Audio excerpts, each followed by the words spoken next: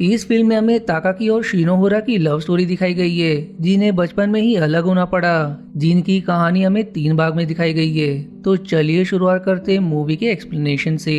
Film के पहले भाग की शुरुआत साल 1951 से होती है, जहां हम टोक्यो शहर में हर तरफ चेरी ब्लॉसम के गुलाबी पत्ते झड़ते हुए देख पाते हैं। इसी बीच फोर्थ ग्रेड के 2 बच्चे, जिनमें से एक लड़के का नाम ताकाकी और लड़की का नाम शिनोहोरा होता है, वो लोग साथ में स्कूल जा रहे होते हैं। दरअसल इन दोनों के पिता पहले अलग अलग शहरों में रहा करते थे, लेकिन उनका ट्रांसफर होने के कारण वो लोग टोक्यो में शिफ्ट हो गए थे।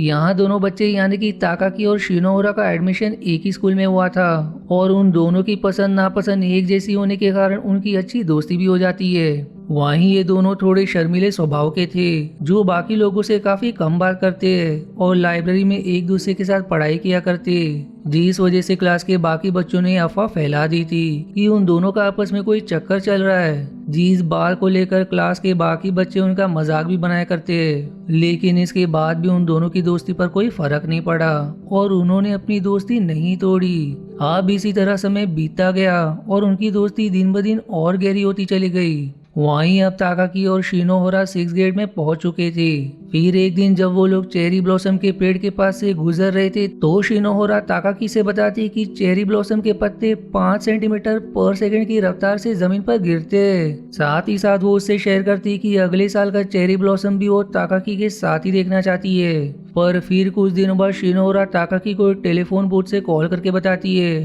कि उसके पिता का ट्रांसफर किसी दूसरे शहर में हो गया है, इसलिए अब वो दूसरे शहर चली जाएगी और आगे की पढ़ाई वो उसी शहर में रहकर करेगी। जो ऐसे बताते हुए फूट फूट कर रोने लगती है, जिस बात से ताकाकी को बहुत दुख होता है, जिससे वो डिप्रेशन में रहने लगता है। दरअसल वो शिनोहोरा को बहुत पसंद करता था और उसके सिवाय ताकाकी का कोई भी दोस्त नहीं होता, जिस कारण उसे और भी बुरा लगने लगता है। ऐसे ही फिर 1-2 महीने बीत जाते और एक दिन उसे शिनोहोरा की चिट्ठी मिलती है, जिसके बाद से वो लोग चिट्ठी लिखकर ही बात करना शुरू कर देते।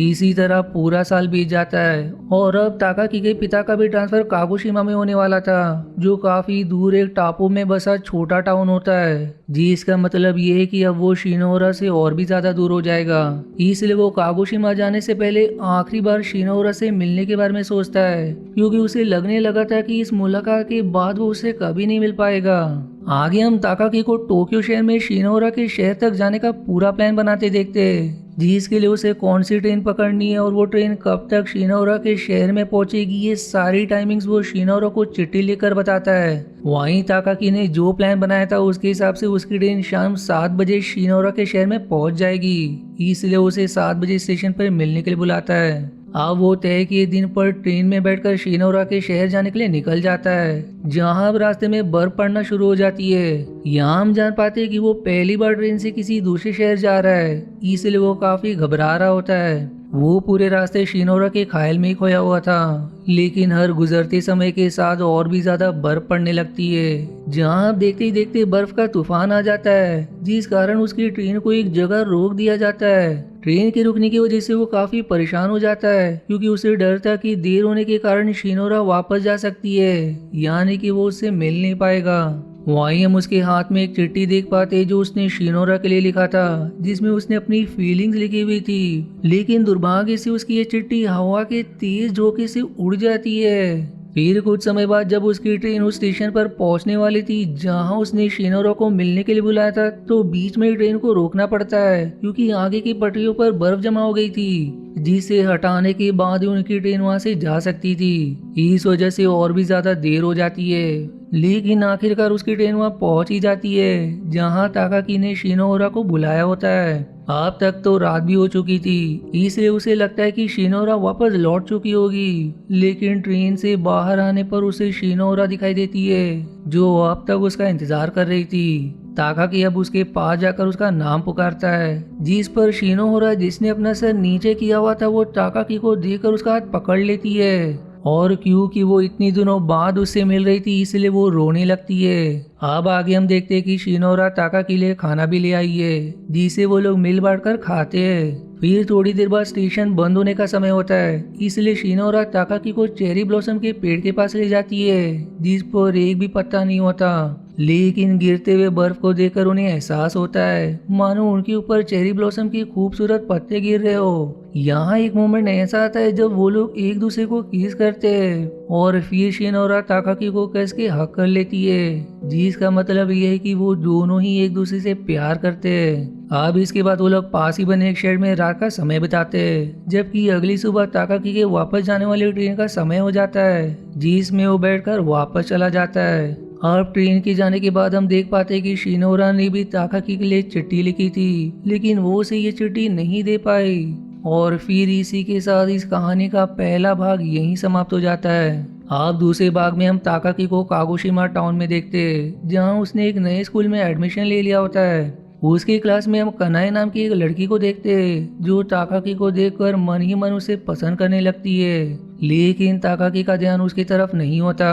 कनाए भी बहुत शर्मीली और गुमसुम रहने वाली लड़की थी, इसलिए वो ताकाकी को सामने से कुछ न कहकर उसे चुपचाप देखने लगती है। लेकिन समय बीतने के साथ वो हिम्मत करके ताकाकी से बात करना शुरू कर देती है और ताकाकी को भी उसका स्वभाव बहुत पसंद आता है। वहीं ताकाकी को आर्चरी यानी कि तीर धनुष चलाना काफी पसंद था, इसलिए वो स्कूल के पास आर्चरी क्लास लिया करता, जिस पर कनाए उसकी क्लास खत्म होने का इंतजार करती ताकि वो लोग स्कूल के बाद एक साथ घर वापस जा सके। वो लोग अब स्कूल के बाद अपने अपने स्कूटर से एक साथ ही घर वापस आया करते, जहाँ पूरे रास्ते उनके बीच बातें होती। जिसी सब के बीच कनाए नोटिस करते कि ताकाकी अपने मोबाइल फोन से किसी को मेल लिखा करता है, लेकिन कनाए ने ये कभी नहीं पूछा कि वो किसको मेल लिखा करता है।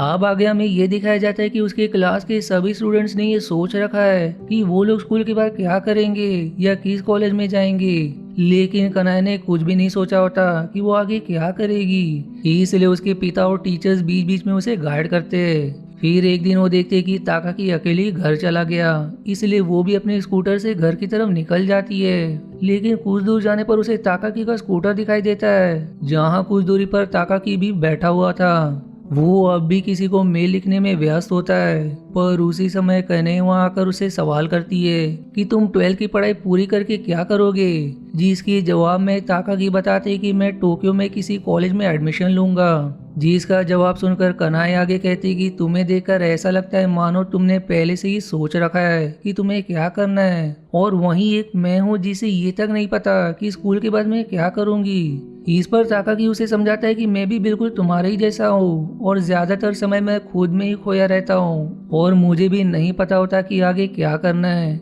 इसलिए मैं उतना ही करता हूँ जितना मैं कर सकता हूँ। अब अगले सीन में हम ताकाकी को उसके घर पर देखते हैं, जहाँ हमें ये पता चलता है कि उसने आज तक जो भी मेल्स लिखे वो किसी को भेजे ही नहीं, बल्कि वो मेल लेकर उन्हें डिलीट कर दिया करता था। दरअसल ताकाकी जब कागोशिमा में शिफ्ट हुआ तो शिनोहारा ने धीरे धीरे करके उसे चिट्ठी लिखना कम कर दिया, और फिर एक समय ऐसे आया जब शिनोहारा की चिट्ठी आना ही बंद हो गई, जिसका मतलब ये कि शायद शिनोहारा अपनी जिंदगी में आगे बढ़ गई। लेकिन ताकाकी जो अब क्लास 12th में था वो अब भी शिनोहारा से प्यार करता है। वहीं दूसरे दिन हम कनाए को सर्फिंग के लिए समुद्र किनारे देखते, पर वो ठीक से सर्फिंग नहीं कर पाती। उसकी बड़ी बहन अब उससे सवाल करती है कि तुमने अपने भविष्य के बारे में कुछ सोचा है या नहीं, जिस पर कन्हैया जवाब देती है कि मुझे भविष्य का तो नहीं पता, लेकिन मैं इस समय हर वो चीज करूंगी जो मैं कर सकती हूँ। और ऐसा कहकर वो सर्फिंग करने चली जाती है, जहाँ इस बार वो बहुत अच्छे से सर्व कर पा रही थी। इसके बाद कन्हैया फैसला करती कि वो ताकाकी को अपनी दिल की बात बताकर रहेगी, लेकिन जब ताकाकी अपने क्लास के बाद वहाँ आता है तो कन्हैया कुछ कह नहीं पाती। वो अब जब अपने स्कूटर की तरफ बढ़ रहा होता है तो कन्हैया पीछे से उसका शर्ट खींचकर उसे रोक लेती है, लेकिन ताकाकी के पूछने पर वो कोई जवाब नहीं देती। फिर वो लोग स्कूटर पर बैठकर उसे चालू करते हैं, लेकिन कन्हैया का स्कूटर चालू नहीं होता, जिस पर अब ताकाकी कहता है कि क्यों न हम पैदल ही घर चले, जिस पर कन्हैया मान जाती है और अब वो लोग पैदल ही घर की तरफ निकल जाते हैं। अब आगे जाने पर कन्हैया ये सोचने लगती है कि उसके अंदर जरा भी हिम्मत नहीं है, क्योंकि वो ताकाकी को प्रपोज नहीं कर पाई। यही सब सोचकर उसकी आंखों से आंसू आने लगते और वो लाख कोशिशों के बाद भी खुद को रोने से नहीं रोक पाती।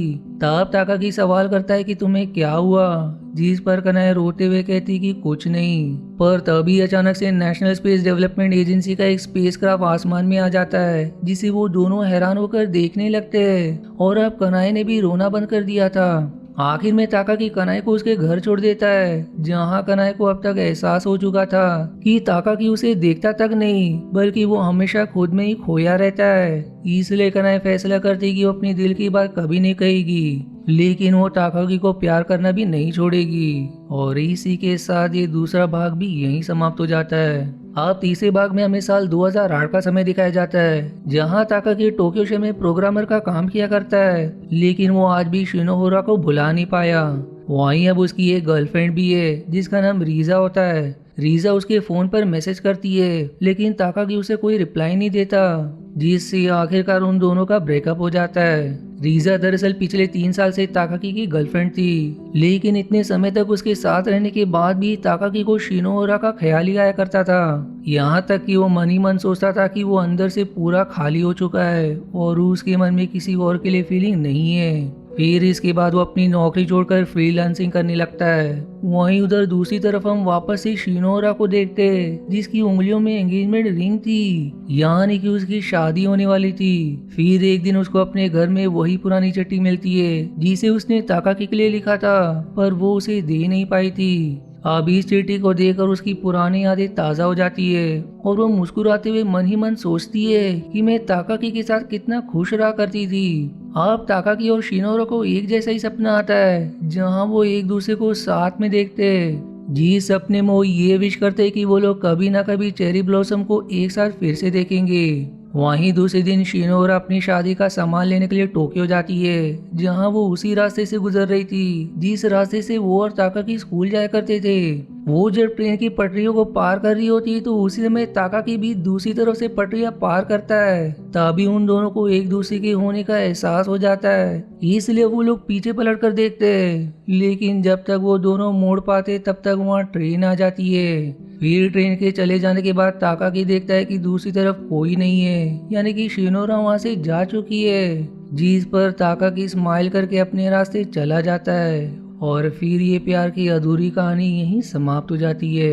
अब बात करें इस मूवी की तो इसमें ताकाकी और शिनोहोरा के प्यार की कहानी दिखाई गई है, जहां अलग होने के बाद भी शिनोहोरा तो अपनी जिंदगी में आगे बढ़ जाती है, लेकिन ताकाकी अब भी आगे नहीं बढ़ पाता। जिस दौरान उसकी मुलाकात कनाई से भी होती है, लेकिन वो उसकी तरफ भी ज्यादा ध्यान नहीं देता। वहीं कुछ साल और बीत जाने पर उसकी रीजा नाम की गर्लफ्रेंड भी बनती है, पर वो उसको भी प्यार नहीं दे पाता, जिस कारण उन दोनों का ब्रेकअप हो जाता है। फिर आखिर में वो और शिनोहोरा एक दूसरे के सामने से गुजरते, लेकिन इस बार भी वो मिल नहीं पाते, जिससे उनकी ये कहानी अधूरी ही रह जाती है। दरअसल इस मूवी के राइटर ने इसकी कहानी को अधूरा ही छोड़ रखा है, जिससे हमें ऐसा लगे कि एक न एक दिन ताकाकी और शिनोहोरा जरूर मिलेंगे, पर शायद ऐसा नहीं हो पाएगा। और यदि इस मूवी का दूसरा पार्ट आया तो मैं उसका एक्सप्लेनेशन लेकर जरूर आऊंगा।